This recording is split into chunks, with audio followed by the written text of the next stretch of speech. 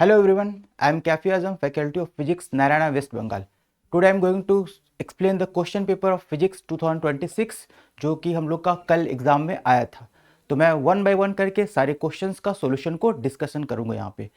पहले मैं स्टार्ट करता हूँ एमसीक्यू से। उससे पहले थोड़ा मैं फीडबैक बता दूं। पेपर का जो स्टूडेंट्स का ओपिनियन था, that opinion was the paper was lengthy but not very much difficult.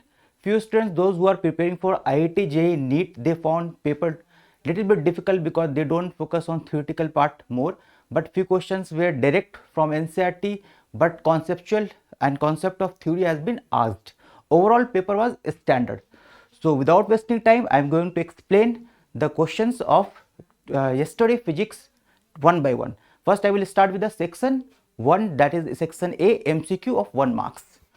First question was, a wire is gradually stretched to make it 100% longer, its resistance will increase by 100%. So means इस question में पूछा गया एक wire को हम लोग increase कर दिए, उसका लेंथ 100% लॉन्गर, तो उसका रेजिस्टेंस कितना परसेंटेज से इंक्रीज होगा. Means suppose that initial length अगर उसका L था तो L से हम लोग 2L कर दिए, तो उसका रेजिस्टेंस में जो परसेंटेज चेंज होगा वो पूछा गया था. ये बहुत डायरेक्ट क्वेश्चन और सिंपल क्वेश्चन है जो कि हम लोग का resistance equals to R rho L by A के फॉर्मूला पे. हम लोग बेसिकली एक कॉन्सेप्ट जानते हैं, इसको विदाउट सॉल्व के हम लोग एक कॉन्सेप्ट से बना सकते हैं कि अगर लेंथ हम लोग का डबल हो रहा है तो area of cross section half हो जाता है, क्योंकि वॉल्यूम हम लोग का कांस्टेंट रहता है. तो उस लॉजिक से अगर हम लोग जोड़े तो हम लोग जानते हैं कि R equal to rho L by A. तो अगर हम लोग का लेंथ इनिशियल रेजिस्टेंस आर है रो एल बाई ए, और हम लोग का लेंथ अगर हम लोग का डबल हो गया तो यानी कि आर हम लोग का equal to rho 2L and area of cross section half हो जाएगा A बाई 2. तो इसको हम लोग सॉल्व करेंगे तो रेजिस्टेंस जो आएगा फाइनल रेजिस्टेंस वो हम लोग का 4L आ जाएगा. यानी हम लोग का जो बाद वाला रेजिस्टेंस होगा R dash, that will be equal to 4R, और इनिशियल क्या था हम लोग का R था. इसका solution one by one step by step इसमें लिखा हुआ है, मैंने करके दिखाया है. बट हम लोग को इसको डायरेक्ट हम लोग अप्रोच कर सकते हैं क्योंकि एमसीक्यू तो टाइम वेस्ट नहीं करना है. समझने के लिए मैंने सॉल्यूशन को शो कर रखा है. तो यानी रेजिस्टेंस हम लोग का चेंज हुआ R से 4R. यहां पे मिस्टेक करने का चांस है कि रेजिस्टेंस में कितना चेंज इन परसेंटेज पूछा गया है. इट मींस पहले R था 4R हुआ, तो चेंज जो हुआ that is change in R, that is 3R. So percentage अगर हम लोग निकालेंगे ये हम लोग का 3R हुआ, दैट इज 3R. तो परसेंटेज हम लोग का क्या होगा 300%, दैट इज 300%. बहुत सारे स्टूडेंट इसको कंफ्यूजन में, क्योंकि रेजिस्टेंस R से 4R हुआ, they will think that 400%, but we have to find out the change in percentage in the resistance. So initial it was R, it is now 4R, so change is 3R, 300%. So option number C is the correct answer. Next question based है हम लोग का solenoid से. Question क्या है, a closely wound long solenoid of self inductance L is cut into two identical सोलोनॉइड्स. The value of self inductance of each small solenoid will be. इसको भी हम लोग जनरल कॉन्सेप्ट और लॉजिक से अप्रोच कर सकते हैं. अगर हम लोग को पता है self inductance is the property of solenoid और कॉइल, तो यानी कि अगर हम लोग का और वो प्रॉपर्टी उसके स्ट्रक्चर ज्योमेट्री के ऊपर डिपेंड करता है. हम लोग का सेल्फ इंडक्टेंस का जो फॉर्मूला हम लोग जानते हैं, अगर हम लोग लिखे इस वाले फॉर्मूला को, L equal to mu naught n square a l. So mu naught is the constant, A is the area, L is the length. Now N is the number of turns per unit length. So if suppose solenoid हम लोग का ये है, इसको अगर हम लोग दो हाफ में कट कर दे तो इसका लेंथ हम लोग का हाफ हो जाएगा. मीन्स L क्या होगा L बाई 2. एरिया में कोई चेंजेस नहीं होगा, और number of turns per unit length change करने से फर्क नहीं पड़ेगा. इट मीन्स दैट हम लोग का mu naught constant, N constant, A constant, तो यानी कि self inductance directly proportional length पे आ जाएगा. यानी लेंथ अगर हम लोग हाफ करेंगे तो सेल्फ इंडक्टेंस भी हम लोग का हाफ हो जाएगा. यानी कि ऑप्शन नंबर 2, L बाई 2 का A, L by 2. Next question हम लोग का बेस्ड है, which of the following characteristic of electrons determines the current in the conductor. ये क्वेश्चन थोड़ा कंफ्यूजिंग है. यहां पे क्वेश्चन ध्यान से पढ़ने का है. Which of the following characteristic of electrons determines the current in the conductor. Option दे रखा है हम लोग का drift velocity, thermal velocity, both drift and thermal velocity, none of these. Everyone knows that I equal to NEAVD. From here it is confirmed that current depends on the drift velocity, so it is clear. But now the question is, it depends on thermal velocity or not? There is a confusion actually. Thermal velocity basically is the velocity which is due to the temperature. So it overall it does not contribute in the current. But here is one confusion, that if temperature increases, so thermal velocity also increases, due to which resistivity of a conductor also increases.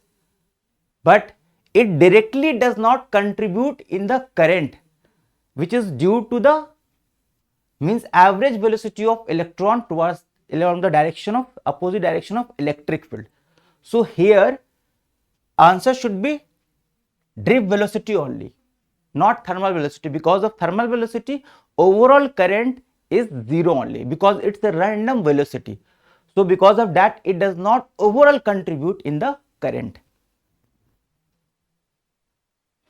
Next हम लोग का question है, दो charge particle है M1 M2, उसका masses है, charge हम लोग का Q1 Q2 है, और दो पाथ हम लोग का उसका शो कर रहा है, जिसका रेडियस हम लोग का डिफरेंट है।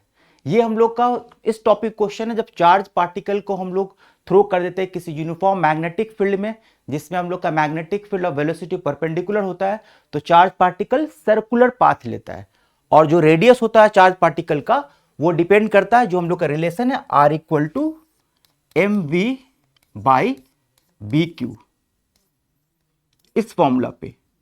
और यहां पर क्या बोल रखा है, हम लोगों का पॉइंट हम लोग का मेंशन किया है कि b हम लोग का दोनों का सेम है, v भी हम लोग का दोनों के लिए सेम है, तो यानी कि रेडियस जिसका ज्यादा होगा, b कांस्टेंट है, v कांस्टेंट है, यानी जिसका रेडियस ज्यादा होगा उसका हम लोगों का m बाई क्यू का रेशियो वो क्या होना चाहिए, ज्यादा होना चाहिए इसके अकॉर्डिंग, क्योंकि b और v हम लोगों का कांस्टेंट हो गया। तो अगर हम लोग कंपेयर करें तो देखें हम लोग पार्टिकल 1 पार्टिकल 2, यानी पार्टिकल 2 का रेडियस बड़ा है, यानी R2 का रेडियस बड़ा है, इसका मतलब m2 by Q2 is greater than m1 by Q1। तो इसको अगर हम लोग रीअरेंज कर दें, तो हम लोग रीअरेंज करने से m1 बाई m2, यानी कि इसको रीअरेंज करेंगे तो हम लोग रीअरेंज करके लिख सकते हैं m1 by m2 is less than q1 by q2, means option number c. तो इसको हम लोग को रीअरेंज करके ऑप्शन को ध्यान से टिक मार्क करना, ये भी बहुत ही डायरेक्ट क्वेश्चन है हम लोग का। नेक्स्ट, ये हम लोग का मेमोरी पावर पे बेस्ड क्वेश्चन है कि किसको वेवलेंथ सीरीज सबका याद है। क्वेश्चन पूछा गया, Paschen series in spectrum of hydrogen atom lies in, किस हाइड्रोजन स्पेक्ट्रम के सीरीज में पास्चन सीरीज का लाइट वेव आता है। तो पास्चन सीरीज का जो लाइट वेव होता है, हम लोग को पता है कि लाइमन बार्मर पास्चन सीरीज, यानी कि हायर ऑर्बिटल से अगर ऑर्बिट से इलेक्ट्रॉन हम लोग को आता है थर्ड पे, तो जो लाइट वेव हम लोग का इमिट होता है दैट इज पास्चन सीरीज हम लोग का इंफ्रारेड के रीजन में आता है। सो हम लोग का ये ऑप्शन नंबर 5 का ए। नेक्स्ट, क्वेश्चन नंबर 6, ये भी हम लोग का बहुत ही डायरेक्ट क्वेश्चन है, dual nature of radiation of matter का। क्वेश्चन क्या बोलता है, kinetic energy of charge particle is increase to 4 times of its initial value, means kinetic energy को हम लोग चार्ज पार्टिकल के 4 टाइम्स कर दिए इनिशियल वैल्यू के। The de Broglie wavelength associated with the particle. Now we have to find out the de Broglie wavelength, उस पे क्या इंपैक्ट होगा। जब भी क्वेश्चन पूछे तो हम लोग को सबसे पहले ये करना है, वो जो क्वांटिटी पूछ रहा है और जो चीज दिया हुआ उस दोनों के बीच में रिलेशन हम लोगों को लिखना है। तो डी ब्रोगली वेवलेंथ और हम लोग का काइनेटिक एनर्जी के बीच रिलेशन है lambda equal to h under root 2m K ई। यहां से हम लोग को पता चलता है लैम्डा इनवर्सली प्रोपोर्शनल है अंडर रूट के ई, यानी कि काइनेटिक एनर्जी अगर हम लोग का 4 टाइम्स होगा, तो हम लोग क्वेश्चन में हम लोग क्या बोला, काइनेटिक एनर्जी हम लोग का 4 टाइम्स हो रहा है, तो ये काइनेटिक एनर्जी के इनवर्सली प्रोपोर्शनल है स्क्वायर रूट के, 4 टाइम्स का स्क्वायर रूट 4 का 2 इनवर्सली प्रोपोर्शनल है, यानी कि हम लोग का ये क्या हो जाएगा, हम लोग का इनवर्सली प्रोपोर्शनल यानी कि हम लोग का 2 टाइम्स क्या होगा रूट में है, तो उसके अकॉर्डिंग हम लोग का उसका वेवलेंथ जो होगा वो हम लोग का उसी के अकॉर्डिंग चेंज होगा, यानी हम लोग का 2 टाइम्स क्या होगा, यानी कि हम लोग इसको कह सकते हैं कि जस्ट अ मिनट,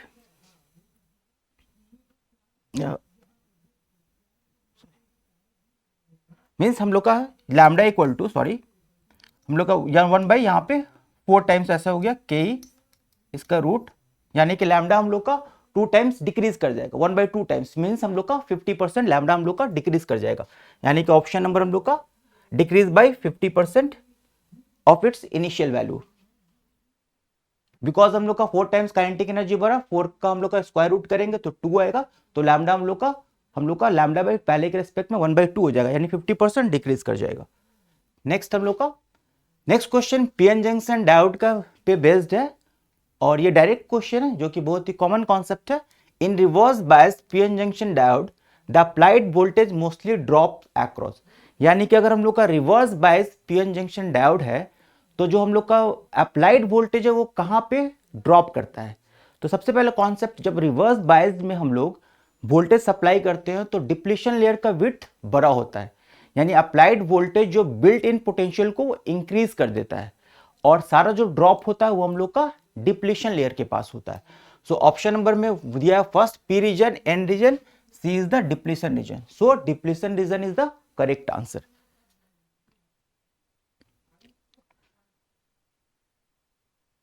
नेक्स्ट हम लोग का क्वेश्चन है सोलोनॉइड का दिया हुआ क्वेश्चन, हम लोग कॉइल का क्वेश्चन है। A coil of having 100 closely wound turns and area of cross section 300 millimetre square carries a current of 5 milliampere, the magnitude of magnetic moment associated with the coil। ये बिल्कुल direct question है कि magnetic moment हम लोग coil का कैसे find out करते हैं, n number of turns into current into area. तो इसको अगर हम लोग सॉल्व करेंगे, नंबर ऑफ टर्न्स 100 दिया, यहाँ पे ध्यान देना जो कॉमन मिस्टेक सब बच्चे करते हैं वो हम लोग का 300 मिलीमीटर स्क्वायर को हम लोग एसआई यूनिट एरिया स्क्वायर में कन्वर्ट करेंगे, और उसको कन्वर्ट करके हम लोग सॉल्व करेंगे तो हम लोग का जो ऑप्शन आएगा वो हम लोग का 5 × 10⁻³ एम्पियर, जो कि हम लोग का ऑप्शन नंबर 1.5 इंटू इसको हम लोग सॉल्व करेंगे तो 1.5 × 10⁻⁴, जो कि हम लोग का ऑप्शन नंबर हम लोग का सी है। एकदम बिल्कुल डायरेक्ट और इजी क्वेश्चन है, मैग्नेटिक मोमेंट करंट का हम लोग का कॉइल करंट कैरिंग कॉइल का फाइंड आउट करने का M = NIA।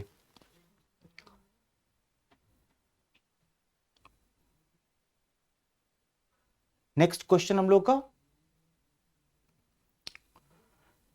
Yes AC voltage का क्वेश्चन हम लोग का। An AC voltage given as V = 14 sin 314 t V, average and effective value of voltage in over a cycle. ये AC का standard equation सबसे पहले हम लोग को लिखना, और यहां पे हम लोग का क्या पूछ रहा है, average value and effective value.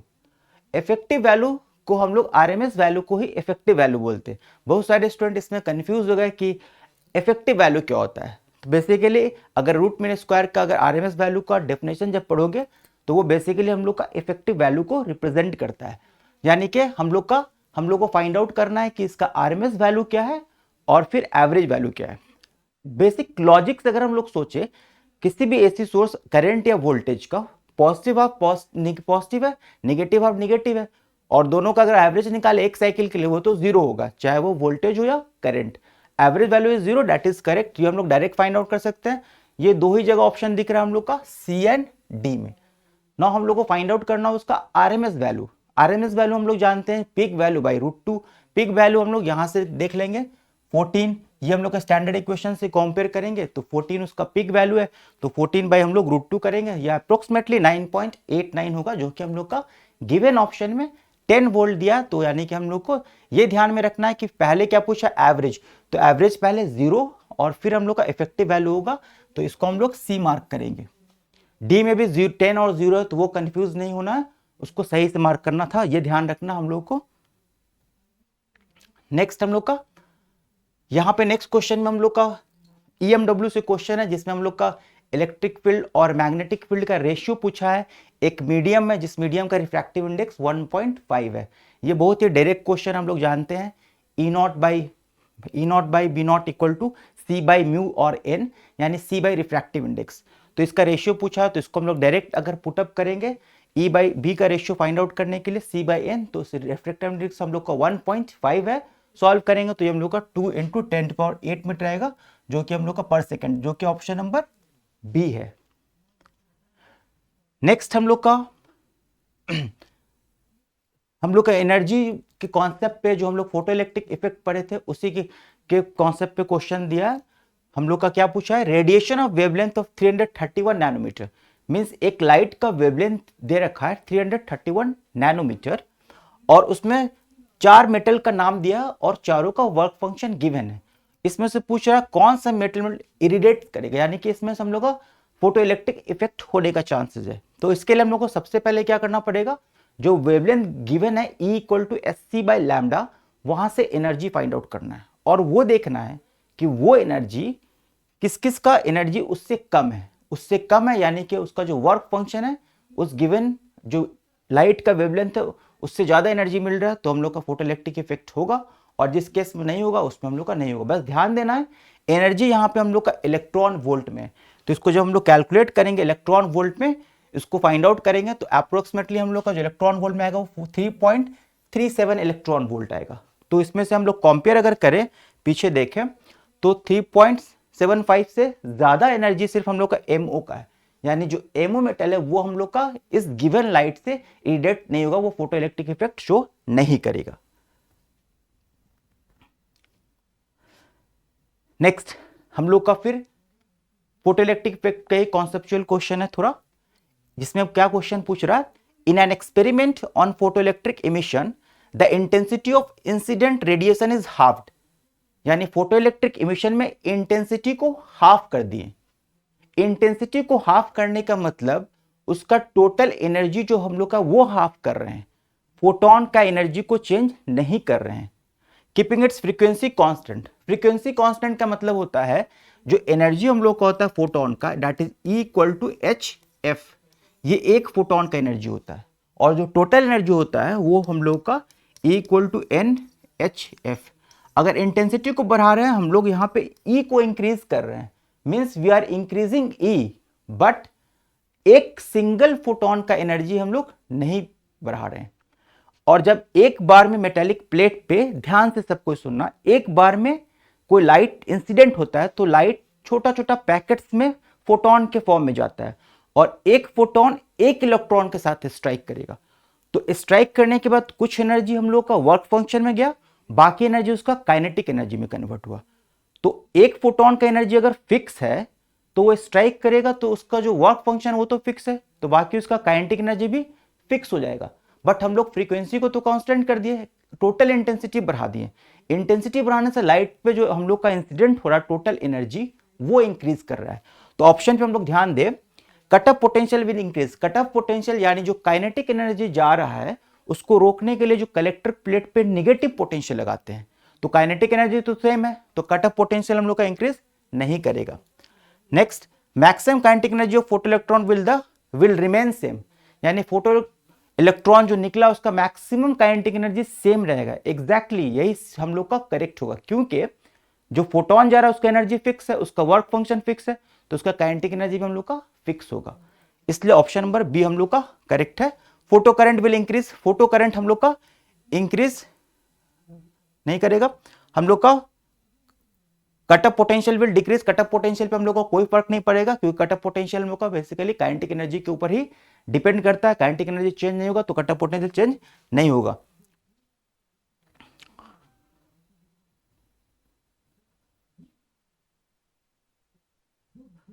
Okay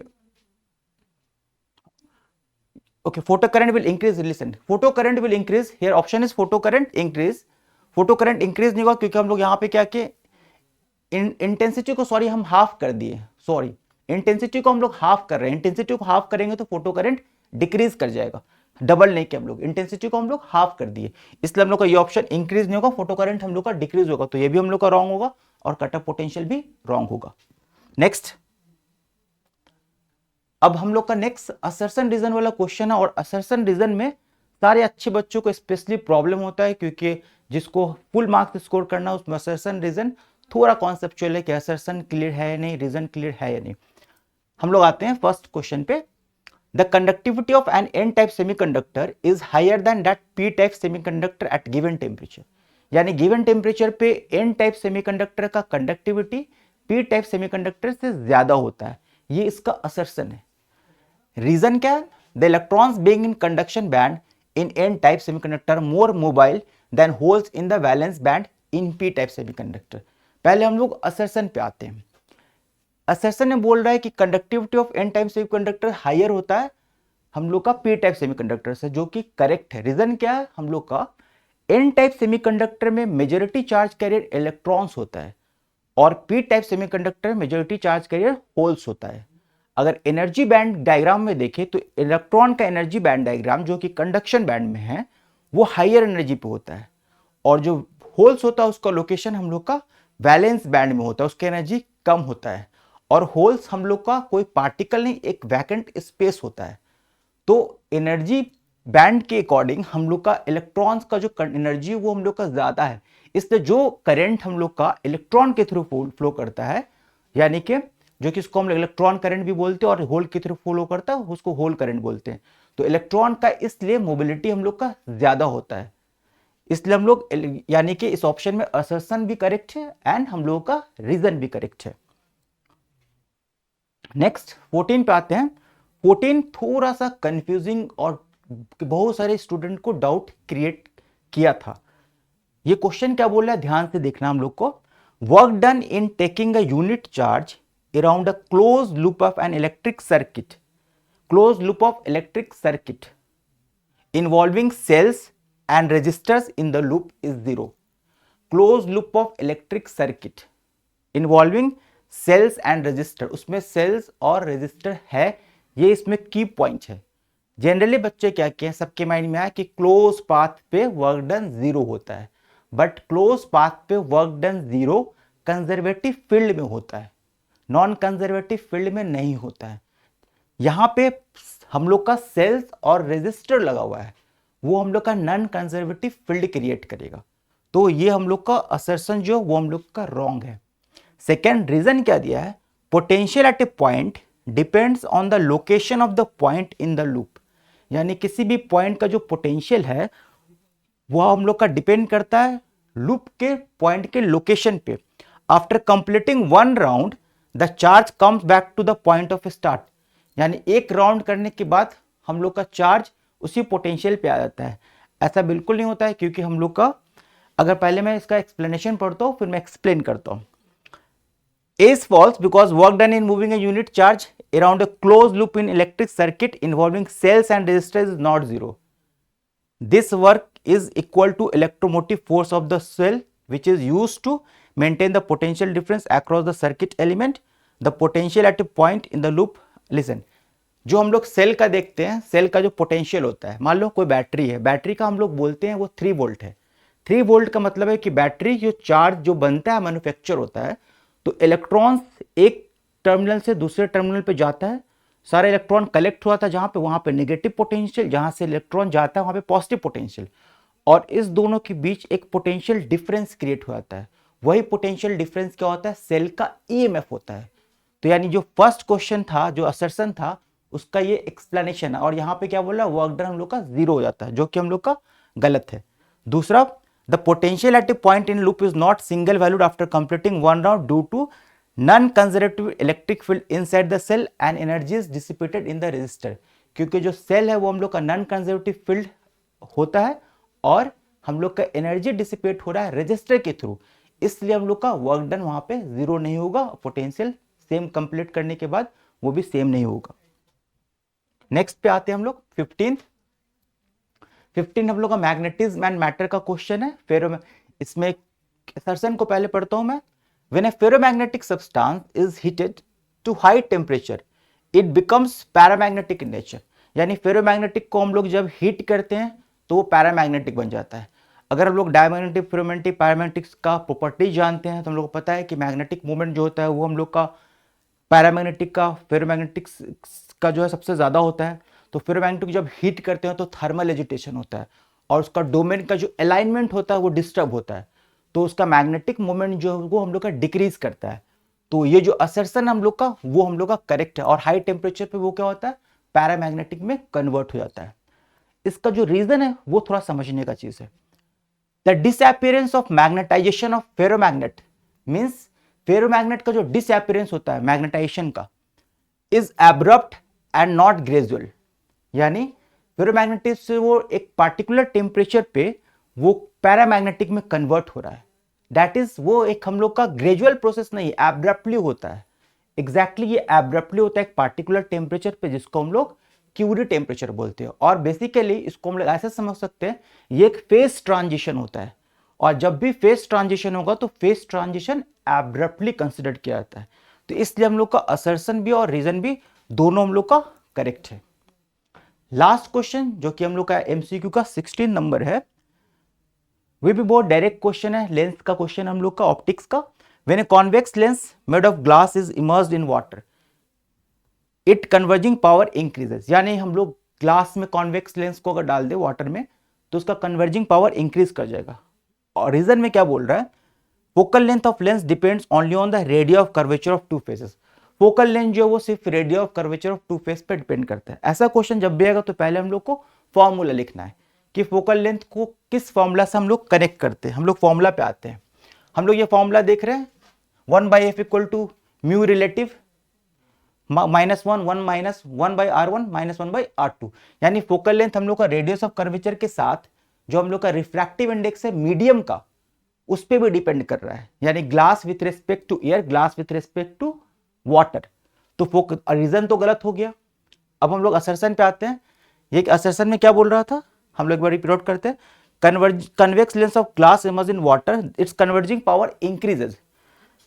अगर हम लोग देखें फॉर्मूला से 1/f is directly proportional to mu relative, यानी कि 1/f equal to mu relative minus 1 into 1/r1 minus 1/r2।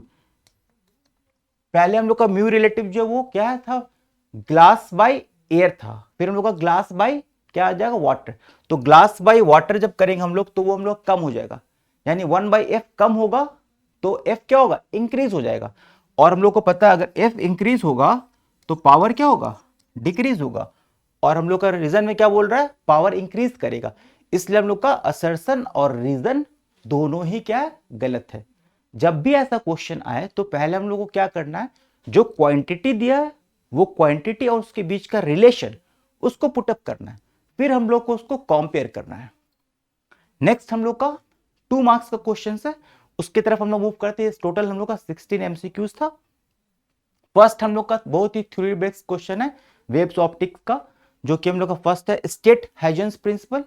बहुत ही बेसिक कॉन्सेप्ट इसकी, हाइजेंस प्रिंसिपल क्या है। अगर कोई वेव ऑप्टिक्स स्टार्ट करता है तो सबसे पहले वो हाइजेंस प्रिंसिपल ही पढ़ता है, जिसमें हम लोग का कॉन्सेप्ट है वेवलेट्स और वेव फ्रंट का। उसको मैं सिंपल लैंग्वेज बता दूं कि सोर्स, जैसे मान लेते कोई लाइट है, लाइट से हम लोग का हर डायरेक्शन में सोर्स से लाइट चारों तरफ निकलता है। जो लाइट्स निकल रहा है उसको हम लोग छोटा छोटा पार्टिकल्स के फॉर्म में निकलता है, वो पार्टिकल्स को हम लोग क्या बोलते हैं, वेवलेट। और सारा पार्टिकल्स एक 2 पाई के फेज के बाद सारा सेम फेज पे आता है, इनिशियल वाले फेज, और एक जगह पे सारा पार्टिकल्स मिल जाता है, उसी को हम लोग क्या बोलते हैं, वेव फ्रंट बोलते हैं। और हाइजेंस जो है वो वेवलेट और वेव फ्रंट के कॉन्सेप्ट को बताया था कि सोर्स से जो भी हम लोग का वेवलेट निकलता है वो वेव फ्रंट पे जाता है, और वेव फ्रंट से फिर वो प्राइमरी वेव फ्रंट से सेकेंडरी वेवलेट्स निकलता है, जो कि हम लोग का सेकेंडरी वेव फ्रंट बनाएगा। वो आगे नेक्स्ट जहां पे 2 पाई के फेज से मिलेगा सेकेंडरी वेव फ्रंट बनाएगा, और वो चारों डायरेक्शन में हम लोग का क्या होता है, वेव इमिट होता है with the speed of light. यही हम लोग का हाइजेंस का प्रिंसिपल था। अब यहाँ पे क्वेश्चन आता है, लेकिन लाइट हम लोग का आगे की तरफ कहीं पे जा रहा है, वो पीछे तो मूव करता है, वो दिखता नहीं है सोर्स से। तो इसमें क्वेश्चन है, how did Huygens justify the absence of back wave on spherical wave front. तो स्फेरिकल वेव फ्रंट से तो लाइट चारों तरफ निकलता है, तो बैक वेव हम लोग का कैसे हाइजेंस जस्टिफाई किया कि बैक वेव हम लोग का एग्जिस्ट नहीं करता है। तो हाइजेंस फिर ये देखा, उसका कहना था कि जो वेवलेट्स निकल रहा है बैकवर्ड डायरेक्शन में वहां पे वेवलेट डिस्ट्रक्टिव इंटरफेरेंस कर रहा है, और डिस्ट्रक्टिव इंटरफेरेंस के कारण क्या हुआ, बैक वेव हम लोग का एग्जिस्ट नहीं करता। ये हम लोग का हाइजेंस का, ये बैक वेव का जो स्फेरिकल वेवफ्रंट का जो कॉन्सेप्ट था वो हाइजेंस ये डेवलप किया था। ये हम लोग का 2 मार्क्स का फर्स्ट क्वेश्चन था। इसका और वाले पार्ट में हम लोग चलते हैं, जो कि हम लोग का सिंगल स्लिट जो हम लोग का डिफ्रैक्शन पे है, उस पे क्वेश्चन बेस्ड है हम लोग का। क्वेश्चन मैं एक बार रीड आउट कर देता हूं। In a single slit diffraction experiment, light of wavelength lambda illuminate the slit of width A, diffraction pattern is observed on a screen kept at a distance d from the slits। यानी lambda wavelength का light है, उसका d distance पर लिख रखे हैं capital D slit, और हम लोग का स्क्रीन के बीच का डिस्टेंस है, और A जो है वो स्लिट का विड्थ है। अब क्वेश्चन क्या है, depict the variation of intensity in fringe pattern with the angular position of fringe. यानी एंगुलर पोजिशन के साथ फ्रिंज पैटर्न कैसे हम लोग का होता है। हम लोग को ये पता है डिफ्रैक्शन में जो हम लोग का पैटर्न बनता है उसका इंटेंसिटी धीरे धीरे कम होता है, जो कि हम लोग का इंटरफेरेंस में ऐसा नहीं होता है, तो हम लोग का डिफ्रैक्शन में इंटेंसिटी डिक्रीज करता है। तो एंगुलर विड्थ से कैसे कैसे हम लोग का इंटेंसिटी डिस्ट्रीब्यूशन होता है उसका डायग्राम ड्रॉ करना, वे ग्राफ क्या होगा। दूसरा, how is the linear width of central maxima. Central maxima का लीनियर विड्थ हम लोग का इफेक्ट होता है जब separation between slit and screen को डिक्रीज करते हैं, यानी कि कैपिटल डी डिक्रीज करेंगे तो हम लोग का लीनियर विड्थ पे क्या इंपैक्ट पड़ेगा। तो इसको मैं पहले डायग्राम से दिखाता हूं। ये इस टाइप का हम लोग का एक्सपेरिमेंट था, जो कि ये डिस्टेंस जो है वो हम लोग कैपिटल डी है, ये हम लोग का स्मॉल यहाँ पे ए दिया है क्वेश्चन में, ये स्क्रीन है। यहां से अगर हम लोग निकाले tan थीटा या sin थीटा, तो ये theta equal to Y by D आ जाएगा। ये जो y रिप्रेजेंट करना उसको ध्यान समझना, ये y यहां से हम लोग का सेंट्रल मैक्सिमा से ये इस तरफ का डिस्टेंस, यानी ये हम लोग का लीनियर जो है ना, लीनियर डिस्टेंस हम लोग कह सकते हैं। ये इसलिए मैं समझा रहा हूं क्योंकि इसको समझना आगे। नेक्स्ट, अगर ध्यान देते हैं हम लोग का central maxima theta equal to 0 पे होता है, सबको पता है, और हम लोग का मिनिमम जो डार्क फ्रिंज होता है वो sine theta equal to N lambda by A पे आता है। यानी कि एन हम लोग पुट करेंगे 1 2 3, तो थीटा हम लोग है वो लैम्डा बाई ए पे डार्क फ्रिंज बनेगा, लैम्डा बाई ए उसी तरह से हम लोग का चेंज होगा, उसका एंगुलर पोजीशन हम लोग यहां से निकालेंगे। हम लोग उसको पहले ग्राफ पे आते हैं। मैं ग्राफ समझा, देखो ये हम लोग का इंटेंसिटी पैटर्न है जो ड्रॉ करने के लिए कहा गया था।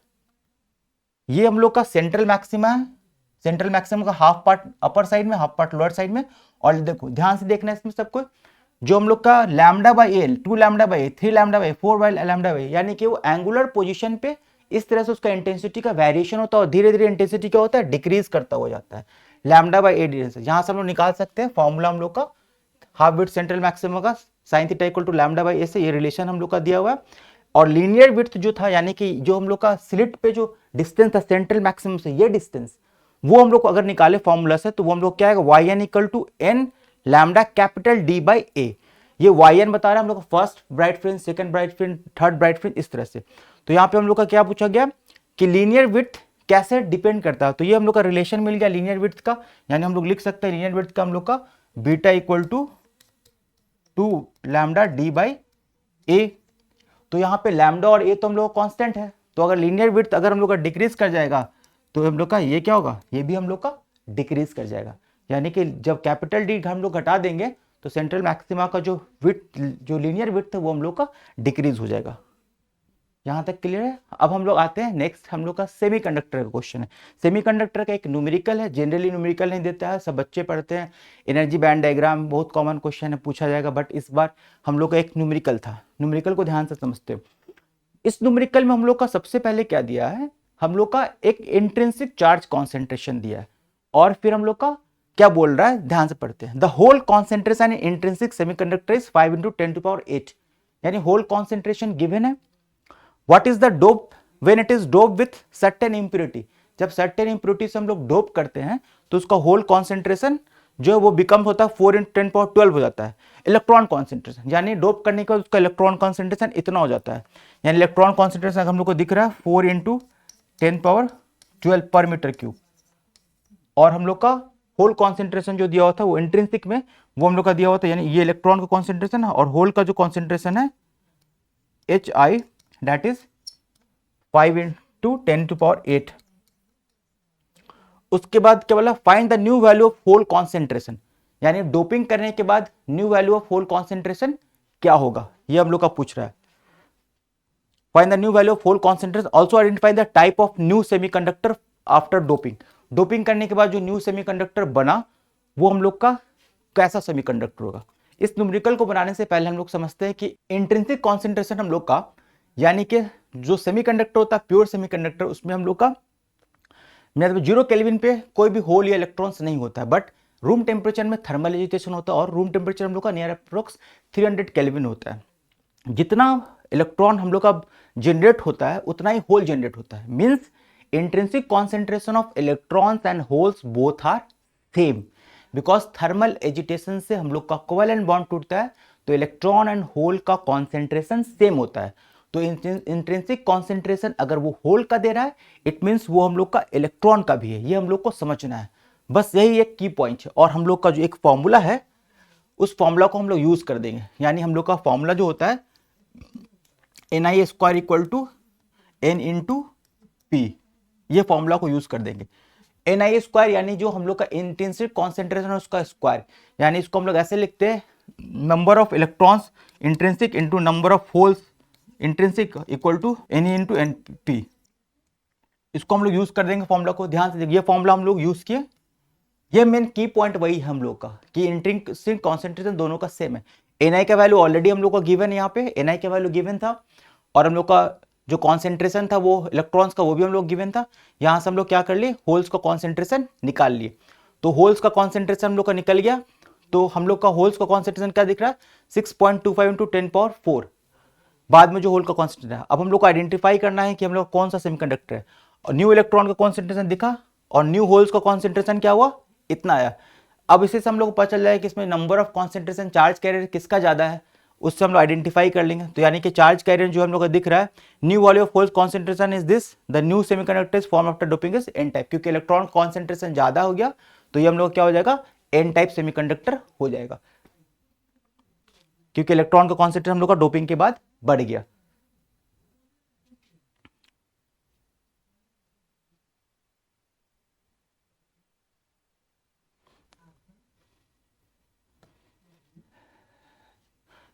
सॉरी, नेक्स्ट बहुत इजी क्वेश्चन था हम लोग का, जो कि हम लोग का रे ऑप्टिक्स से क्वेश्चन पूछा गया था, जो कि डायरेक्ट फॉर्मूला जो कि क्लास 10th में बच्चे पढ़े होंगे। हम लोग का एक कॉन्केव मिरर जिसका रेडियस ऑफ कर्वेचर 16 गिवन है, बोल रहा है can produce two times enlarge real image of an object kept in front of it. 2 times enlarge real object बना रहा है in front of it, find the position of the object. तो position of object क्या होगा, concave mirror radius of curvature 16 centimetre produce कर रहा है 2 times enlarge real image of the object in front of it. Enlarge real image बना रहा है, तो कॉन्केव मिरर हम लोग का रियल हम लोग का और वर्चुअल भी बनाता है।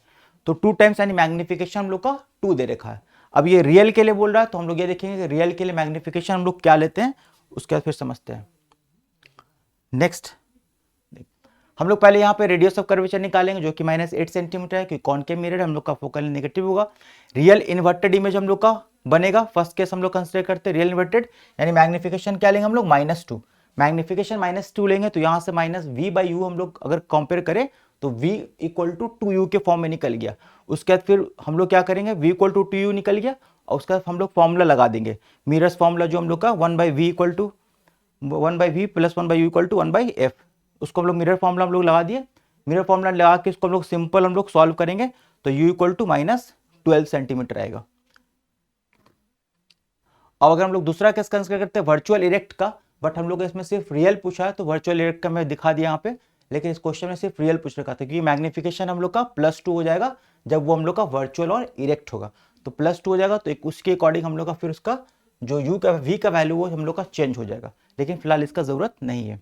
नेक्स्ट क्वेश्चन था हम लोग का न्यूक्लियर चैप्टर का, prove that density of nuclear matter is same for all nuclei.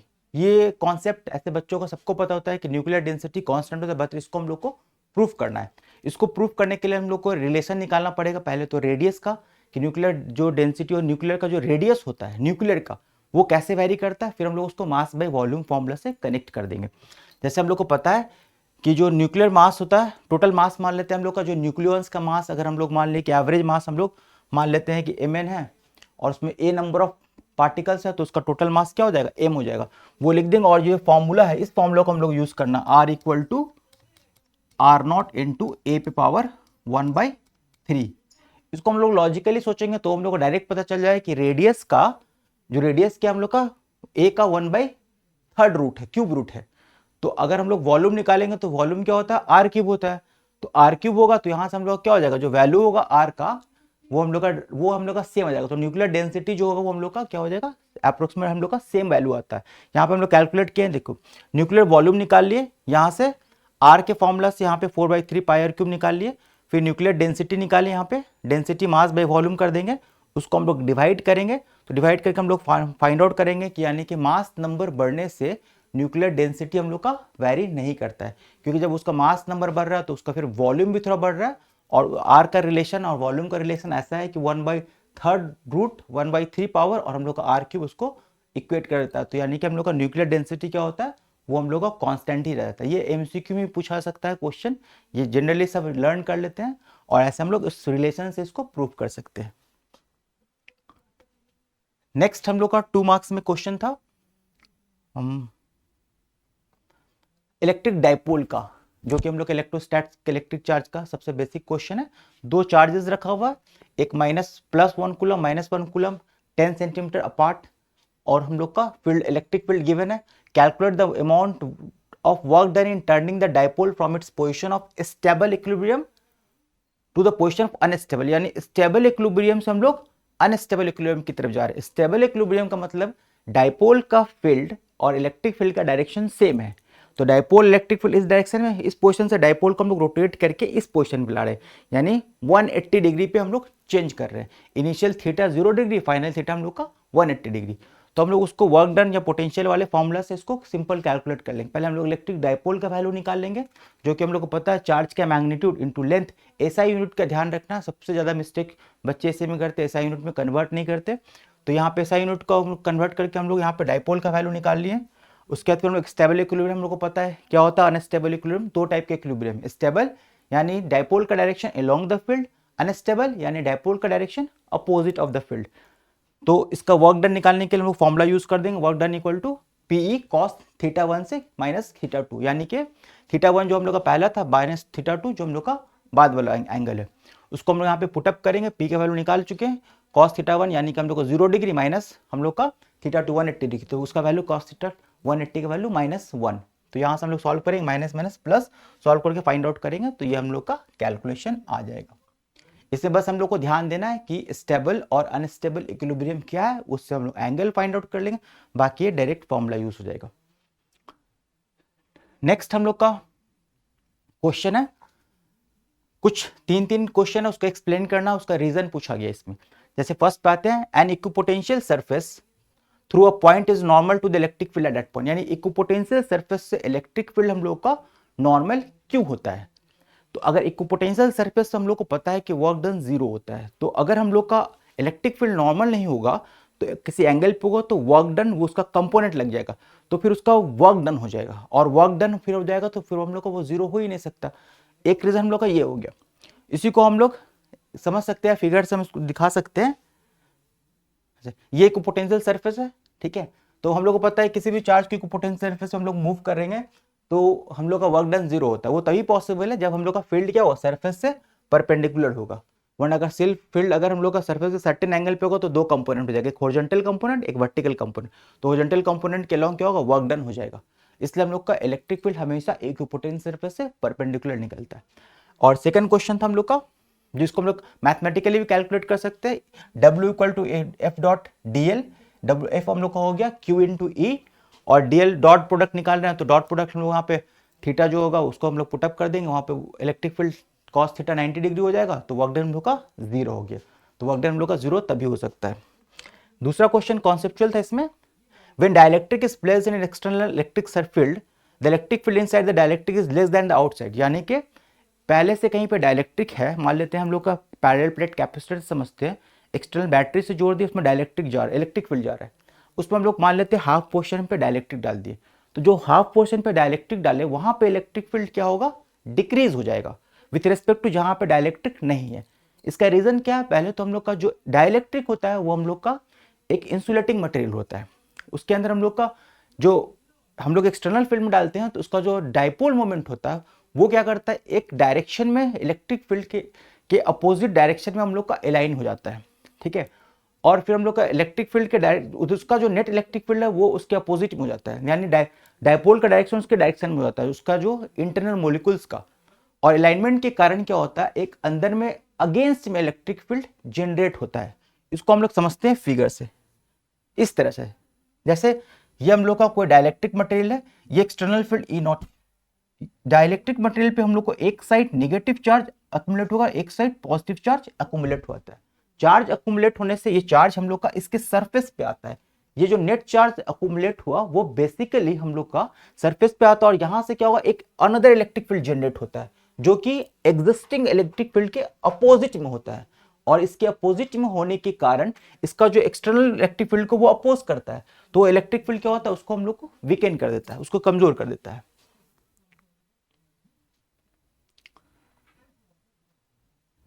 Next question था हम लोग का, potential difference between the plates of a charge parallel plate capacitor decreases when its plates are brought closer. Means जब parallel plate capacitor को हम लोग उसके plates को क्लोजर लाएंगे तो पोटेंशियल डिफरेंस जो वो हम लोग का डिक्रीज हो जाता है। तो पहले हम लोग इसको, सबसे पहले बेसिक फॉर्मूला हम लोग पे जाएंगे, C equal to q by v. वहां से हम लोग देखेंगे कि हम, और capacitance equal to C equal to epsilon naught A by d. तो C equal to epsilon naught A by d के अकॉर्डिंग अगर D डिक्रीज करेगा तो C इंक्रीज हो जाएगा। हम लोग देखें इसको, C equal to epsilon naught A by d. तो अगर D डिक्रीज करेगा तो C इंक्रीज कर देगा। और हम लोग को पता है C इक्वल टू क्या होता है, Q बाई वी। यहां से V इक्वल टू क्या आएगा, Q बाई C। अब C इंक्रीज हो जाएगा तो V क्या होगा हम लोग का, डिक्रीज हो जाएगा। तो इसको हम लोग ऐसे भी समझ सकते हैं, यानी कि कैपेसिटेंस इंक्रीज हो जा रहा है हम लोग का, क्योंकि डी डिक्रीज कर रहा है, कैपेसिटेंस इंक्रीज हो रहा है, तो फिर हम लोग क्या होगा, वी हम लोग का डिक्रीज कर जाएगा, जो कि बहुत ही सिंपल और हम लोग का डायरेक्ट क्वेश्चन है। नेक्स्ट हम लोग का थोड़ा सा अच्छा क्वेश्चन है, जो कि क्या है हम लोग का, obtain an expression for work done to dissociate the system of three charges Q -4Q 2Q placed at the vertices of ABC respectively of an equilateral triangle. Means कोई इक्विलेटरल ट्रायंगल है ABC, उसमें side A है और 3 charge रखा हुआ है, उसका system of charges है। वो सिस्टम ऑफ चार्ज को क्या करना हम लोग को, वर्क डन करना, उसको डिसोसिएट करने का मतलब उस चार्ज को हटा देना है, उसको तोड़ के उसके सिस्टम ऑफ एनर्जी को कंप्लीटली जीरो कर देना है, यानी उसको हम लोग चार्ज को इन्फिनिटी पे भेज देना है, डिसोसिएट करने का मतलब। तो सारे चार्ज को जो हम इन्फिनिटी पे भेज देंगे पूरे चार्ज को, तो यानी कि उसका पूरा जो एनर्जी होगा सारे चार्ज ऑफ सिस्टम का, वहां पे इन्फिनिटी पे क्या होता है, जीरो होता है।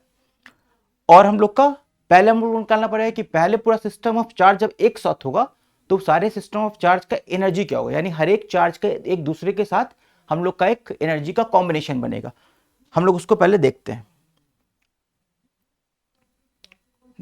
हम लोग मान लेते हैं एक प्लस क्यू एक -4Q, इसके बीच का हम लोग एनर्जी निकालते हैं 1/4 पे epsilon not Q into -4Q by A। यहां से हम लोग का U निकल जाएगा, यानी इस दोनों के बीच का वो -4Q स्क्वायर 4 पे एप्सिलॉन नॉट बाई A। उसी तरह हम लोग B का निकालेंगे, यानी -4Q प्लस 2Q। उसी तरह हम लोग थर्ड का प्लस 2Q और Q का निकालेंगे, यानी तीनों सिस्टम ऑफ चार्ज पेयर का हम लोग टोटल एनर्जी निकालिए। ये टोटल एनर्जी को हम लोग पहले क्या करेंगे, पहले हम लोग एडअप करेंगे। जब उसको हम लोग एडअप करेंगे टोटल एनर्जी को, उसके एनर्जी को एडअप करने के बाद हम लोग का देखो, ये हम लोग U टोटल निकाले तो ये हम लोग का है -10Q स्क्वायर 4 पे एप्सिलॉन नॉट A, यानी ये इसका इनिशियल एनर्जी होगी। अब चार्ज को डिसोसिएट करना है, इट मींस चार्ज को इन्फिनिटी भेजना है, उसका वहां पे एनर्जी क्या होता है, वहां पे एनर्जी हम लोग का जीरो होता है। तो जीरो पे एनर्जी होगा, यानी हमको वर्क डन निकालना है, work done equal to change in energy या चेंज इन पोटेंशियल एनर्जी। तो उसको हम लोग यहाँ पे कैलकुलेट करेंगे, तो final minus initial, final zero है, जीरो माइनस इनिशियल करेंगे तो जो एनर्जी आया उसका हम लोग क्या हो जाएगा, निगेटिव वैल्यू हो जाएगा, यानी कि -10Q स्क्वायर 4 पे एप्सिलॉन नॉट बाई A, यानी 10Q स्क्वायर बाई 4 पे epsilon not.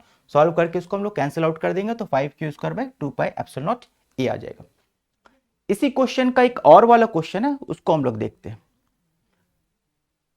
The electron drift speed is estimated to be only a few millimetre for current in the range of few amperes.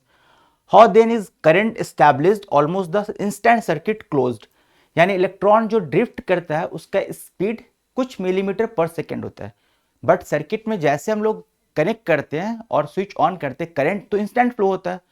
तो जब speed इतना कम है तो current instantly कैसे flow करता है, इसका कॉन्सेप्ट हम लोग का ये है, जब हम लोग करंट जैसे स्विच ऑन करते हैं इलेक्ट्रिक फील्ड एग्जिस्ट करता है, और इलेक्ट्रिक फील्ड जो एग्जिस्ट करता है वो इलेक्ट्रिक फील्ड हम लोग का इंस्टेंटली एक पॉइंट से पूरे सर्किट में जाता है, और वो इलेक्ट्रोमैग्नेटिक वेव की स्पीड से जाता है। और इलेक्ट्रॉन का जो हम लोग का कॉन्सेंट्रेशन वो इतना ज़्यादा होता है कि सारा इलेक्ट्रॉन हम लोग का मूव इजिली कर जाता है आगे की तरफ, क्योंकि उसका जो हम लोग का बेसिकली यहाँ पे इलेक्ट्रोमैग्नेटिक वेव के स्पीड से इलेक्ट्रिक फील्ड एग्जिस्ट करता है, और वो इलेक्ट्रिक फील्ड क्या करता है, हर एक इलेक्ट्रॉन को मूव कराता है आगे की तरफ। ये नहीं कि सिक्वेंसली एक इलेक्ट्रॉन जाएगा फिर वो उसको आगे फोर्स लगाएगा तो हो जाएगा, वहां पे ऐसा नहीं होता। ये कॉन्सेप्ट हम लोग का यहाँ पे हम लोग यूज करेंगे, जो कि बहुत कॉन्सेप्चुअल क्वेश्चन है, बहुत बार ये क्वेश्चन पूछा गया है।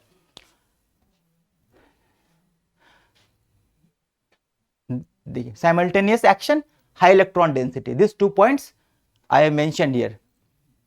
Next, 11 voltage supply from which one need high current, यानी किसी को हाई करंट चाहिए लो वोल्टेज सप्लाई से, तब क्या बोल रहा है, must have very low internal resistance. तो लो वोल्टेज से अगर हाई करंट चाहिए तो उसका बहुत इंटरनल रेजिस्टेंस कम होना चाहिए। बहुत लॉजिकल बात है, इसको अगर हम लोग ओम्स लॉ से भी देखें, सर्किट से भी देखें कि हम लोग को हाई करंट लेना है तो current equal to v by overall resistance, यानी सर्किट का रेजिस्टेंस।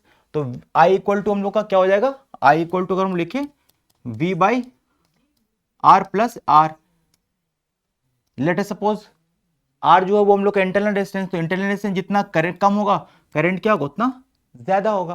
तो ये बहुत सिंपल है, बहुत डायरेक्ट क्वेश्चन है, इससे कुछ कॉन्सेप्ट कुछ खास नहीं हम लोग का। इसका थर्ड क्वेश्चन था, assertion that V equal to IR is statement of Ohm's law is not true. Why? V equal to IR जो स्टेटमेंट है वो हम लोग का ट्रू नहीं है, क्यों? Actually V equal to IR जब हम लोग स्टेटमेंट लिखते हैं वो हम लोग का एक कंडीशन पे होता है, यानी at constant temperature and physical condition, जहां पे रेजिस्टेंस हम लोग का कांस्टेंट होता है, और वो एक लीनियर रिलेशन के लिए एप्लीकेबल है। तो सीधे इसका कंडीशन नहीं लिखा हुआ है, without condition we can not say कि ये करेक्ट है। इसका कंडीशन हम लोग का जरूर मेंशन करना चाहिए, जो इसमें हम लोग का मेंशन नहीं किया है। और जैसे कि यहाँ पे हम एक्सपेंशन में लिखिए कि टेम्परेचर डिपेंडेंस भी हम लोग का है, ठीक है, और नॉन ओमिक कंडक्टर में ये हम लोग का एप्लीकेबल नहीं होता है, क्योंकि हम लोग का आर हम लोग का वैरी करता है। तो उस स्टेटमेंट में जब तक हम लोग ओम्स लॉ बोल रहे हैं, तो जब तक उसका कंडीशन नहीं पुटअप करते V इक्वल टू IR, तो उसको हम लोग करेक्ट नहीं मान सकते।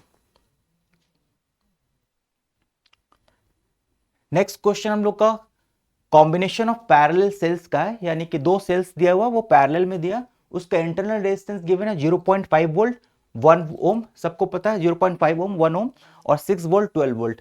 ये बहुत ही डायरेक्ट क्वेश्चन है, क्योंकि इंटरनल रेजिस्टेंस हम लोग का पैरेलल में है, तो 1/R वाले फॉर्मूला से हम लोग उसको डायरेक्ट कैलकुलेट कर लेंगे, कोई इसमें कॉन्सेप्ट नहीं है। तो 1/R वाले फॉर्मूला से कैलकुलेट करेंगे तो 1/R इक्वल टू 3 ओम आएगा, उसका रेसिप्रोकल ले लेंगे तो अप्रोक्सीमेटली 0.33 ओम आएगा। और इसका वोल्टेज निकालना है, वोल्टेज इक्वल टू हम लोग इस फॉर्मूला से E equal to E1/R1 plus E2/R2 plus 1/R1 plus 1/R2, वो करके हम लोग उसका इक्विवेलेंट हम लोग EMF वोल्टेज निकाल सकते हैं। उसको सॉल्व करेंगे तो हम लोग का 8 वोल्ट होगा। इसमें कोई कॉन्सेप्ट नहीं है, एकदम डायरेक्ट क्वेश्चन है हम लोग का फॉर्मूला बेस्ड पे। नेक्स्ट भी हम लोग क्वेश्चन बहुत डायरेक्ट है, define refractive index of medium in terms of speed of light. सबको पता है रिफ्रैक्टिव इंडेक्स इक्वल टू क्या होता है, म्यू इक्वल टू C/V, यानी speed of light in vacuum और air with respect to speed of light in medium. ये class 10th का ही क्वेश्चन हो इस लेवल का, ये डायरेक्ट क्वेश्चन पूछा गया इसमें हम लोग का। नेक्स्ट हम लोग का drive the relation of refractive index of A prism in terms of angle of minimum deviation and angle of prism. Angle of minimum deviation and angle of prism के बीच का हम लोग का डेरिवेशन करना है, उसको मैं थोड़ा एक्सप्लेन कर देता हूँ।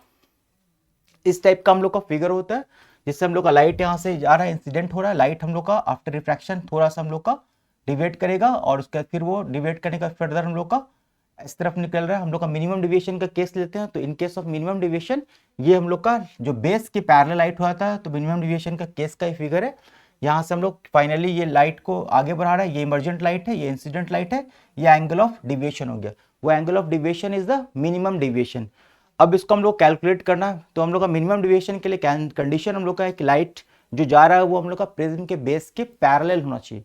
जब वो प्रिज्म के बेस के पैरेलल होगा तो फिर हम लोग का I और E क्या होगा, सेम हो जाएगा। वहां से हम लोग ये प्रूफ कर लेंगे कि R1 और R2 क्या होगा, इक्वल हो जाएगा। R1 R2 जब इक्वल हो जाएगा तो वहां से हम लोग का उस रिलेशन मिल जाएगा A equal to R1 plus R2। वहां पे R पुट करेंगे तो हम लोग वहां से एंगल R को निकाल लेंगे A के टर्म में, यानी angle R equal to A/2। फिर हम लोग को एंगल I फाइंड आउट करना है। एंगल आई फाइंड आउट करने के बाद हम लोग को स्नेल्स लॉ लगाना है, μ1 sin i equal to μ2 sin r, और वहां से रिफ्रैक्टिव इंडेक्स निकल जाएगा। डेविएशन हम लोग निकालेंगे यहाँ से, डेविएशन का जो relation i minus r1 plus I E minus r2, उसको हम लोग सॉल्व करके कंडीशन पुटअप कर देंगे r1 r2 का, उसको पुटअप करने का हम लोग सॉल्व करेंगे तो यहाँ से i का वैल्यू जो आएगा वो i इक्वल टू हम लोग का minimum angle of deviation plus a/2 आएगा, ये i निकल गया। हम लोग फिर यहाँ पे स्नेल्स लॉ लगा देंगे, μ1 sin i equal to μ2 sin r, इसको पुटअप करेंगे हम लोग। पुटअप करने के बाद ये सिंपल सा वैल्यू हम लोग का μ equal to sine a plus del m बाई 2 प्लस साइन a/2 आ जाएगा, जो कि हम लोग का रिफ्रैक्टिव इंडेक्स ऑफ प्रिज्म होगा। इसी का एक नेक्स्ट क्वेश्चन है हम लोग का, area of light normal incident हो रहा है बीसी सरफेस पे और रिफ्रैक्टिव इंडेक्स एबीसी दिया है जो कि एयर में है। Trace the path of the ray as it passes through the prism and given relevant explanation. इस फिगर को ध्यान से देखें, ये हम लोग का फिगर दिया हुआ था क्वेश्चन। जब ये रे ऑफ लाइट हम लोग का इंसिडेंट हो रहा है यहाँ पे, तो इसको मैं ड्रॉ कर रहा हूँ, जहाँ पे ऐसे इंसिडेंट हो रहा है, तो ये जब हम लोग का 90 डिग्री पे इंसिडेंट होगा, तो 90 पे इंसिडेंट होगा तो वो हम लोग का विदाउट एनी डेविएशन, कोई रिफ्रैक्शन नहीं होगा, लाइट क्रॉस कर जाएगा। 90 पे जब भी इंसिडेंट होगा तो मीडियम चेंज होने पे भी हम लोग का कोई डेविएशन नहीं होता है।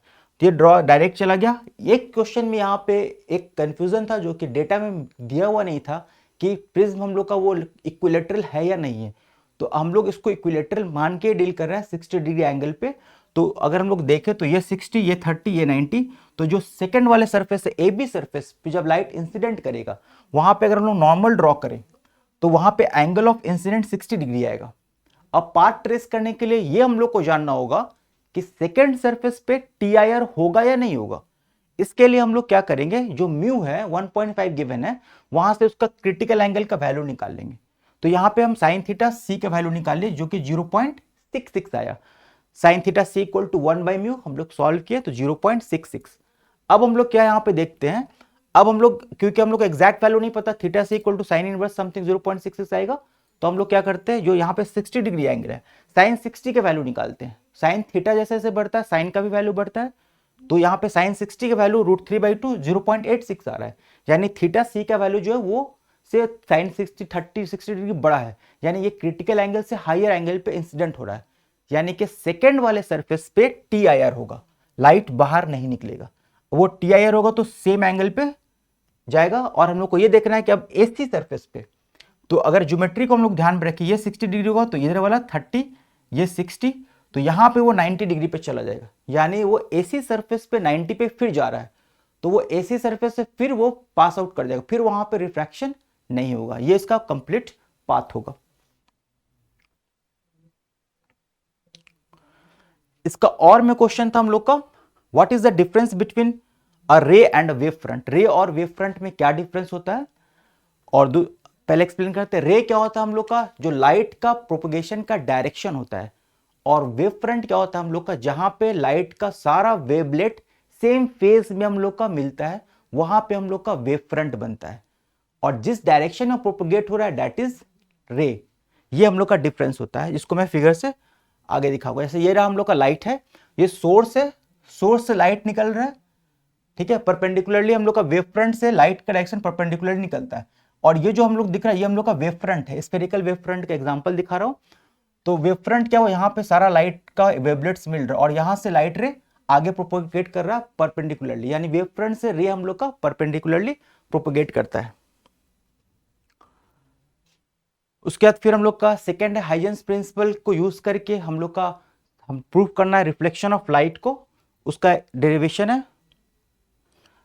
ये हम लोग का डायग्राम है, यहाँ पे हम लोग समझते हैं वेव फ्रंट को। यहाँ पे हम लोग प्लेन वेव फ्रंट को इंसिडेंट किए, ये प्लेन वेव फ्रंट इंसिडेंट वो मान लो कोई रिफ्लेक्टिंग सरफेस है, तो वेव फ्रंट ऐसे है, तो वेव फ्रंट से कुछ लाइट जो है एयर में ट्रेवल करेगा, कुछ लाइट थोड़ा एयर में ट्रेवल किया फिर रिफ्लेक्ट हो गया, अब कुछ जो है उसी इंस्टेंट पे रिफ्लेक्ट हो गया, तो इसको हम लोग सारा लाइट किसी एक नेक्स्ट पॉइंट पे मिला, वहां पे हम लोग वेव फ्रंट ड्रॉ कर दिए, यानी सेम टाइम पीरियड के बाद जहां पे सब मिला वो हम लोग का वेव फ्रंट हो गया, रिफ्लेक्टेड वेव फ्रंट। ये इंसिडेंट वेव फ्रंट है और ये हम लोग का रिफ्लेक्टेड वेव फ्रंट है। हम लोग क्या करते हैं, इंसिडेंट और रिफ्लेक्टेड वेव फ्रंट ड्रॉ कर दिए, तो ऑब्वियस बात है जो लाइट सारा लाइट सेम टाइम पे वहां पे पहुंचेगा, वहां से हम लोग ये दो ट्रायंगल कंसिडर करेंगे। ये जो हम लोग का AB है ये हम लोग का इंसिडेंट वेव फ्रंट है, and A dash B dash is a reflected हम लोग का वेव फ्रंट है। हम लोग इसमें दोनों ट्रायंगल को हम लोग यहाँ पे कॉन्ग्रुएंट करेंगे। कॉन्ग्रुएंट करने के बाद हम लोग क्या करते हैं, जो एंगल आई है और इधर का जो एंगल है आर, उसको दोनों को हम लोग इक्वेट करते हैं। तो कॉन्ग्रुएंसी का कॉन्सेप्ट हम लोग यहाँ पे लगाते हैं। एक ही चीज थोड़ा समझना हम लोग को, वेव फ्रंट और वेवलेट थोड़ा सा ध्यान से, यहाँ पे जो हम लोग लिए हैं लाइट, वो एक वेव फ्रंट है। वेव फ्रंट यानी कि वेव फ्रंट से लाइट सारा हम लोग का सेम फेज में निकलता है और वो प्रोपगेट करता है। यहाँ पे हम लोग लिए इस तरह से वेव फ्रंट को, तो जो एंगल बना रहा है वो एंगल वेव फ्रंट का, ये एंगल हम लोग का एंगल ऑफ इंसिडेंस हो जाएगा। जो वेव फ्रंट हम लोग का यहाँ हॉरिजॉन्टल के साथ बना रहा है और नॉर्मल ड्रॉ करें तो ये वाला जो एंगल है इधर वाला, ये हम लोग का इंसिडेंट हो जाएगा। उसको हम लोग कॉन्ग्रुएंसी वाला कॉन्सेप्ट यूज करके इसको हम लोग ड्राइव कर सकते हैं। बहुत सिंपल है। इसका जो थर्ड पार्ट का जो क्वेश्चन था कि कोई वेव फ्रंट को अगर हम लोग कॉन्वेक्स लेंस से पास कराएंगे, स्फेरिकल कॉन्वेक्स लेंस, तो वेव फ्रंट कैसा बनेगा, जो कि एनसीईआरटी का बहुत ही डायरेक्ट क्वेश्चन है।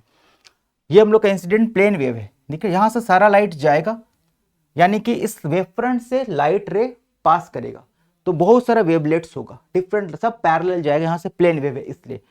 और ये कॉन्वेक्स लेंस है, कॉन्वेक्स लेंस से वो कन्वर्ज करेगा।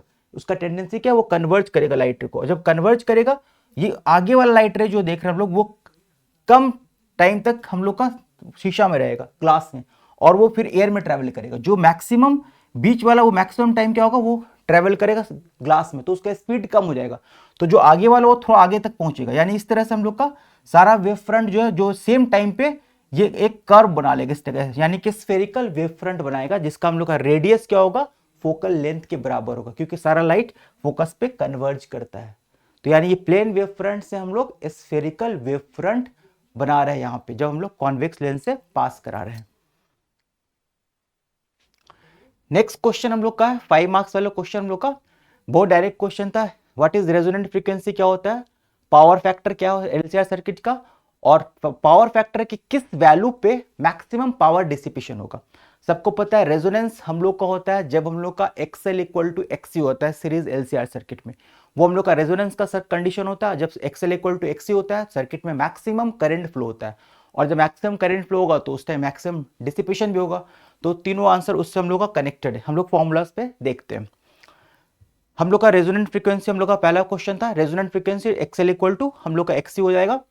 उसके बाद फिर सेकंड क्वेश्चन हम लोग का पावर फैक्टर क्या होता है। पावर फैक्टर हम लोग बोलते हैं कॉस फाई, जो कि हम लोग का आर बाई जेड होता है।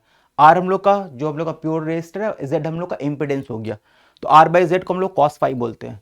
और रेजोनेंस के लिए एक्सएल इक्वल टू एक्सी, और मैक्सिमम पावर के लिए हम लोग का क्या होना चाहिए, एक्सएल इक्वल टू एक्सी हो जाएगा। तो कॉस फाई का वैल्यू क्या हो जाएगा हम लोग का, यानी कि कॉस फाई अगर हम लोग देखें तो यहाँ पे आर बाई जेड, जेड भी आर हो जाएगा, कॉस फाई का वैल्यू 1 हो जाएगा। यानी पावर फैक्टर का वैल्यू वहां पे 1 होना चाहिए जब हम लोग का सर्किट में मैक्सिमम पावर डिसिपेशन होगा।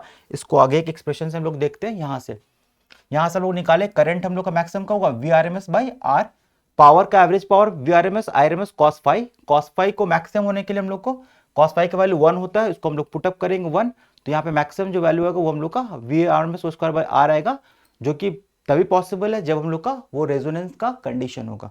तो रेजोनेंस के कंडीशन में एक्सएल इक्वल टू एक्सी हो गया, और हम लोग का पावर फैक्टर का वैल्यू जो होगा वहां पे हम लोग का 1 होना चाहिए, कॉस फाई का वैल्यू। और फिर हम लोग का एक क्वेश्चन था, हाँ वही 2 क्वेश्चन था हम लोग का। नेक्स्ट हम लोग का एक न्यूमेरिकल है जिसमें इंडक्टर का इंडक्टेंस गिवन है, कैपेसिटर कैपेसिटेंस गिवन है, रेजिस्टर गिवन है, उसको सीरीज में कनेक्ट कर दिया। हम लोग का इक्वेशन गिवन है वोल्टेज सोर्स का, यहाँ से हम लोग स्टैंडर्ड इक्वेशन हम लोग निकाल सकते हैं। यहाँ पे ओमेगा टी के फॉर्म में दिया हुआ 100 ओम पाई टी, तो वहां से हम लोग फॉर्मूला से कैलकुलेट कर लेंगे, स्टैंडर्ड फॉर्मूला से। उसका इंपिडेंस कैलकुलेट करना है, और आरएमएस वैल्यू करंट का निकालना है, और हम लोग का करंट कैलकुलेट करना है। ठीक है, पहले हम लोग निकाल ले जनरल फॉर्मूला जो हम लोग का पावर फैक्टर का आर बाई जेड, हम लोग को पता है ये। हम लोग आते हैं पहले इस पे कैलकुलेशन पे। फर्स्ट हम लोग देखते हैं, यहाँ पे सारा डेटा हम लोग का गिवन है, वोल्टेज हम का ये इक्वेशन दिया था, यहाँ से हम लोग ओमेगा निकाल लिए, ओमेगा इक्वल टू 100 पाई आ गया। हम लोग कंपेयर करेंगे, 100 पाई टी था तो हम लोग का ओमेगा हो गया 100 pi. XL equal to omega L, वहां से हम लोग कैलकुलेट किए एक्सएल 500 ओम आ गया, और फिर हम लोग एक्सी को कैलकुलेट करेंगे, वो हम लोग का 200 ओम आ गया, जो कि बहुत डायरेक्ट क्वेश्चन हम लोग का उसके बाद फिर हम लोग का एक्सेल एक्स से निकल गया, तो हम लोग इम्पिडेंस निकाल सकते हैं सर्किट का, Z equal to R square under root XL minus XC का होल स्क्वायर। उसको सारे वैल्यूज को हम लोग पुटअप करके सॉल्व करेंगे, तो सर्किट का इम्पिडेंस 500 ओम आएगा। सर्किट का इम्पिडेंस आ गया, हम लोग को आरएमएस वोल्टेज निकालना है, तो आरएमएस वोल्टेज हम लोग यहाँ से कैलकुलेट कर लिए, जो मैक्सिमम वैल्यू था बाई रूट 2, मैक्सिमम वैल्यू हम लोग वहाँ से इक्वेशन से कंपेयर करके निकाल लिए, 140 डिवाइड बाई 1.4, तो 100 वोल्ट हम लोग का आरएमएस वैल्यू आ गया।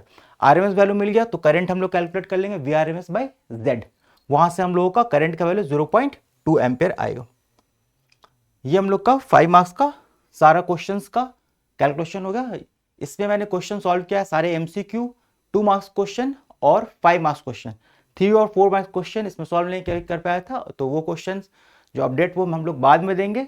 तो सारे क्वेश्चन हम लोग यहाँ पे डिस्कस कर लिए, और हम लोग इसका नेक्स्ट पेपर होगा उसका सोल्यूशन नेक्स्ट टीचर हम लोग का सोल्यूशन देंगे। तो बेसिकली इस क्वेश्चन पेपर का जो एनालिसिस था, जो कि मैंने 1 मार्क्स, 2 मार्क्स और 5 मार्क्स में किया, पेपर हम लोग का थोड़ा सा लेंदी था, थोड़ा सा हल्का डेरिवेशन बेस्ड था, थ्योरेटिकल अप्रोच था, एक दो क्वेश्चन उसका कॉन्सेप्चुअल था। ओवरऑल पेपर एक स्टैंडर्ड का और थोड़ा मॉडरेट लेवल का कहा जा सकता है। तो नेक्स्ट अपडेट के लिए नेक्स्ट एग्जाम के बाद हमारे नेक्स्ट टीचर मिलेंगे, और नेक्स्ट टीचर नेक्स्ट पेपर का सॉल्यूशन हम लोग को देंगे। तब तक के लिए स्टे कनेक्ट, थैंक यू।